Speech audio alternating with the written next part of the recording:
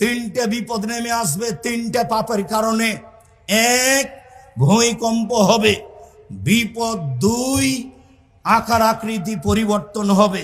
সন্ধ্যায় থাকবে মানুষ, সকালে হবে শোর বা বানর, শুকুর কা বানর। তিন সমস্যা নেমে আসবে। পাপ তিনটা।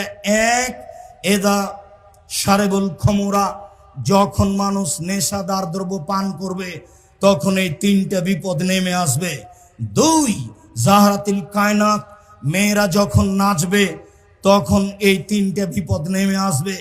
প্রায় সব মোবাইলে মেয়ে নাচে, প্রায় সব দোকানে মেয়ে নাচে, প্রায় সব বাড়িতে মেয়ে নাচে।